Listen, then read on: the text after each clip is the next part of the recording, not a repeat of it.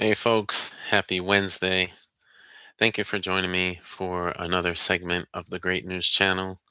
Today is our 1 month, well, my 1 month anniversary here running the Great News Channel. And I must say, so far, I'm very excited about it. Not only the beginnings of what I decided to do this for, but the potential for it as well. And so, in today's episode, what I will be featuring is 5 stories globally. And I will also be featuring one feature story that has been shared with me by a follower on Facebook. So I look forward to sharing that story, which I'm very excited for. But without further ado, let's jump into the first story. And what I'm going to touch upon was an event that happened last night. Now, I personally did not catch it, but I seen a lot of pictures and a lot of posts about the blood moon lunar eclipse. BBC, which writes fantastic articles, and I really love their network when I watch it. They have a Sky at Night magazine, and they posted an article that quotes this: In pictures, the blood moon lunar eclipse wows observers across North America, Asia, and Australia. Now, this was a total lunar eclipse and is one of the most highly anticipated celestial events of the year thus far. And we're only in March. So we've had the blessing of, or at least on my coast here on the East Coast, we've had several geomagnetic storms last year, in which we were able to see northern lights and many amazing things in the sky. But nonetheless, this right here, the total lunar eclipse, many folks had taken some incredible photos, which I would love to share with you all. But I'm going to share via speaking. So apparently, the lunar eclipse was not available in the UK, Europe, or Africa, but it was instead visible in North America, East Asia, Australia, and New Zealand. At the peak of its totality, the moon had turned a deep rusty red, caused by sunlight being refracted by the Earth's thick atmosphere on its way to the surface of the moon. So, some images that were shared here, and I'd really like to share it with you guys. So, that's what I'm going to do. I'm going to share my screen real quick, and hopefully, it will allow me to share this right here. All right. So, what you have here is a photo actually from the Hudson Yards in New York City. These are observers looking at the worm moon, and that's just an incredible sight. This one here is captured in Kolkata, India, around 1820 local time there. This photo here was captured in South Australia, and I'll share this last one, which was captured in Sydney, Australia. Just stuff. All right. Now, on to the next story.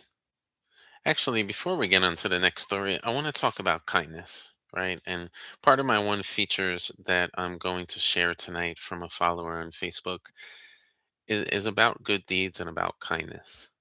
With all the events that are going on in the world and some things that, are out of our control, things that we wish wouldn't have happened that are going to have impacts on many people globally, not only people afar and foreign, but us here in American soil. We want to be able to capture moments as much as possible where we can spread kindness, we can deliver positivity, and we can give uplifting news. You know, while there is a lot of bad around us, this is true. We don't want the bad to overtake our day.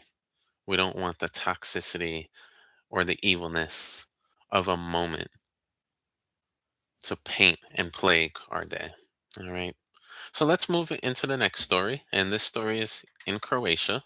I was going to say here in Croatia, but I'm not in Croatia. Um, so this is a story through the Good News Network. A lot of my articles that I find are through either the Good News Network or Positive News. So this one is great because Croatia has officially been declared landmine free after more than 2 decades of demining efforts. After 20 years of demining efforts, Croatia is now declared landmine free. I don't know about you, but I feel very happy for those folks because, you know, considering the things Croatia, Yugoslavia, Bosnia, that they've all been through in regards to civil wars that have lasted almost 3 decades. It's nice to know that people don't have to worry about being careful where they need to walk. Apparently, it was estimated that there was 1.5 million landmines that were used by all sides of the conflict. Um, and the 1.5 million landmines is compared to twice the size of Zion National Park in Utah. I haven't been there, but that's huge. It's approximately 453 square miles of landmines. Just imagine that. So the people are quite happy about that. And, the interior minister, whose name is Davor Bozanovic, said during an event in Zagreb that almost 107,000 mines and 407,000 pieces of unexploded ordnance have been removed. This is not just a technical success, it is the fulfillment of a moral obligation to the victims of mines and their families. A mine free Croatia means safer families, better development of rural areas, more farmland, and stronger tourism. And I'd like to say I will agree with that because now that, these landmines have been freed, from what I hear, Croatia is a beautiful, beautiful place to visit. I've had two people that I know go visit there, and the pictures are amazing, just amazing. So I hope to be able to visit one day. All right, next story. We got three more left. Is about a New Jersey small business. Now I'm based here in New Jersey, so getting to share a story about this is quite wonderful. So this is about a New Jersey small business that was founded in 1991 called a Cheerful Giver, and it's a family owned candle company that's been providing meaningful employment for adults with special needs, hiring them to place the wicks inside their delicious smelling candles. And I previously used to work with in a vocational rehabilitation program, working with severely mentally ill patients and also those with developmental and intellectual disabilities. And these folks are special, right? They're unique, they're different. Um, Not everybody knows how to handle them, but at the end of the day, they're humans, right? They have a special place. They have a compassion about them. They have something that they didn't ask for, but that doesn't mean we push them to the side. So it's great to know that this New Jersey small business is offering job opportunities to those with disabilities. And so what they do is they've been, since I guess 1991, what they've been doing is building a loyal following on Amazon. And for decades, they've been committing to an inclusive employment that's never wavered. They go on to state, the owners, Tony and Susan Gross, that these team members place the wicks in every candle we pour. They're the heart of our operation. Now, how much they work is entirely up to them. As they state, there's no pressure, no quotas, just purposeful employment and the pride that comes with being part of something real. And they are in partnership with a program called Career Opportunity Development Inc., Cody. It's a New Jersey nonprofit founded by a group of loving parents 55 years ago to develop ways for young adults with disabilities to find work, vocational training, and housing. Wonderful, wonderful opportunity. And I'm going to share this as well because I want you to see the photos of the young folks that are so excited. And this is a group of young folks here, very excited to have made their candles. And oh, here we go is another picture as well. I knew there was two photos. So very happy, right? It's just great to be able to know that an organization puts that effort, right? In not only giving back but giving forward by giving purposeful work, meaningful work, allowing people to have social skills and be in an environment where they could thrive, right? It's important. So that is from the Good News Network. This next one is from the Good News Network, and my last story will be from Positive News. So this one I thought was pretty interesting. Scientists make a super honey using cocoa bean waste for chocolatey heart healthy jolts. Who here likes chocolate? Who here likes honey? If you like both, raise your hand in the chat. I want to know. Where's my chocolate lovers? Where's my honey lovers? So, researchers in Brazil have demonstrated that ultrasonic waves can be used to extract polyphenolic phenolic nutrients from leftover cocoa bean husks as long as you add honey first. Now, some information about cocoa beans here is that cocoa beans contain a variety of phyto and plant nutrients such as heart healthy polyphenols, alkaloids like theobromine, and stimulants like caffeine. Now, they're obviously grown in mass to create chocolate, but the majority of the biomass of the cocoa harvest in the husk and other bits of that are thrown out as waste. So, what they do is they utilize this green chemistry to break down the cocoa waste in such a way that not only enhances nutrient extraction, but also avoids degrading the finished product like other methods. Um, Solvents often made of harmful chemicals like hexane are used in processed food production to draw various compounds out of ingredients. So a lot of scientific stuff here, but the great appeal to the public ends up being the flavor in itself. The nutritional value, the cosmetic point of view, and this is all coming from the first author of the study, Felipe Sanchez Bragagnolo. All right. So what they do is they insert an ultrasonic wave emitter into a vat of native stingless bee honey and cocoa husks and shells, and the sound waves broke down the plant waste. Says that the team then also believes that the sound waves killed off existing microbes in the honey that, for purposes of commercial production and sale, would otherwise have had to be removed through pasteurization or limited through refrigeration. So the honey comes from 5 different species of native Brazilian bees that were tested. And the native bee, excuse me, we're chopping up these names here. The native bee is called Mandaguari, and it was eventually selected to be utilized for this specific specimen. And I want to show you a photo of the honey that is made and what it looks like. I feel like it's really important to be able to provide a visual for you guys on that. So chocolate, honey, right? And then this is the mixture of it right here. Please tell me, how good does this look? Who here would try that? If you would try that, put in the chat. Let me know who's down to try it. All right. All right. So, last story here before we go into the Facebook feature. Anybody who knows me knows I love soccer. Football, to me, is soccer, right? And the way we call soccer internationally is football. FUTBOL. Right. So what I did is I found a story on positive.news that talks about a small football club and based in England. And I love these Cinderella stories, or these stories about small clubs that end up having the opportunity to kind of play against the big dogs. They're a big underdog.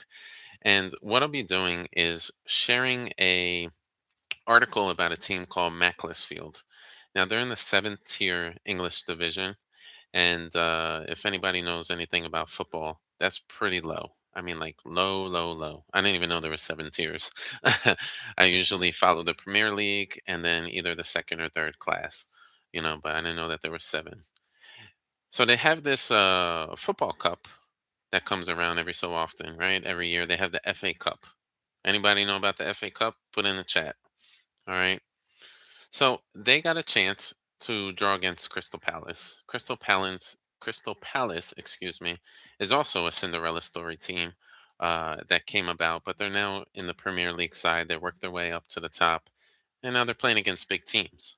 So this small little town got the opportunity to play a big dog in a cup, and while they didn't make it all the way, this chance for them to play this big team allowed for people to come from other parts of the country, right? To come to this little town and increase tourism and increase local businesses. They talked about pie shops and butchers and bakeries, and just the people were so excited to welcome the opportunity to play this big club. They don't get to see a lot of opportunities where they get to play against big clubs, and it had such a profound impact on the community. And I want to share the photos with you as well because I feel like it's really important, right? You hear it from me in my mouth, but to see it is a different story. So I'm going to share the screen real quick. So this right here is a he's a local butcher. His name's Nick Carter, and he says it's the biggest deal we've had here for a long time. He used to sell pies to the club that was local, and he goes, the cup run is a great promotion of the town and great for the younger sport enthusiasts. And here, of course, we have the young fans, very excited about their club. When it comes to football, when it comes to soccer, there's a certain passion about a team, especially if you're from that community. You know, you're kind of like live, breathe, and die, blood, sweat, and tears for your team, right? So passion, passion to 100. If you like a sports team or you like a certain organization, just imagine that passion that you have towards them like times 100. you know it's really incredible. If you ever have a chance to go to a live soccer match, it's just an incredible experience, especially with the foreign teams where there's a lot of singing and joining in and the wave. It's just it's something that's hard to explain. You have to be there to experience it. Now, this is a local lady who's selling different commemorative scarves and other items, and it's a big thing, right? This town is getting an opportunity to host a their team against a big club, so that brings people all over, right? So the other thing I'm going to share is let me stop for a second, is that the groundskeeper, he had worked there for over 4 decades, this young gentleman called Jim. And he goes, it's a big thing. It's a part of your life when you work for God, I keep messing it up. When you work here for as long as I have. Like most people that work here, I work here because I'm a fan. He says when he was 7 years old, he was a paper boy at the shop on top of the hill on Coronation Street. A former owner of the shop was director of the club, and he used to let me go to the games for free. You know, so it's such a great impact on the community, and I'm happy to be able to share that with you all. Now, as we're getting down to the end of this, um, before I share my story, if anybody here who's watching would like to share a story or they have something positive that they'd like to share for the next segment, I collect stories and submissions all the way up until the following Tuesday. So if you have any stories that you want to share, whether they're personal, whether it's something you read on the internet, whether it's something borrowed like I'm doing, um, please share it with me. And I'm going to choose up to 3 features from followers or subscribers to share on my live segment. So, without further ado, drum roll. All right. What I'm going to do here is I'm going to share a feature from a follower on Facebook. He goes by the name, it's at Explore with BH. That's B as in boy, H as in Harry. Okay. And he shared a video with me about a good deed and an act of kindness. And I want to feature it here because it's something small, but it's very impactful. And if you're not following him, make sure you give him a follow. All right. Because he's similar to me, talks about positivity, kindness, uplifting stories. And that's the goal, right? It's to surround myself around those people and get connected with people that share meaningful stories, that have that are not just, sharing stuff because they want to go viral or they want to be trendy or they want to copy what other people are doing. Original content, speaking out of the mind. Doesn't matter how you sound, right? Because it's the message that you get out that counts. So he shared a live video about a visit to a local client where the environment was snowy and icy. They had like some wooden steps or wooden porch that made things a little slick to get around. And he talked about asking the client if they needed help with, like, cleaning the house, cleaning the environment. And he noticed like the mail hadn't been picked up in a while. So he's like, "Hey, you want me to get your mail real quick?" And the person's like, "Yeah, that'd be super cool." And he went and get the mail, and he gave it to the person. And the person was like, "Thank you so much. I recently had a procedure done, and I'm in outpatient treatment, and I can't do a lot." So, you know, he shared this story because, you never know who you're going to come in contact with or what a situation is. And you see something, you're like, "You know what? Let me look into that." You know, it's so easy to just walk on by and be like, "Oh man, that person forgot their mail," you know. But it was a client that he knew, and he wanted to follow up. And good thing he actually followed up and followed through, because this person was super grateful, because they had certain restrictions where they really couldn't go outside. And with the snow and ice, you don't really want to play around. So I thank you very much, Explorer BH, for sharing this story with me, and I'm happy to feature it here on this live segment. So without further ado, we've reached the end of the segment. All right, so clap it up for y'all.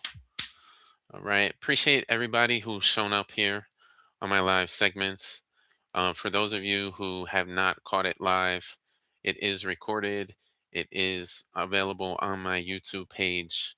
You can check it out anytime. I operate 24/7, 366, holidays. You know it. You can come over here and check out my content. I look forward to next week and sharing more incredible stories with you all. I hope everybody has a wonderful, fantastic night. Please stay safe. Please stay warm. Stay positive. Stay blessed. Stay you. Peace.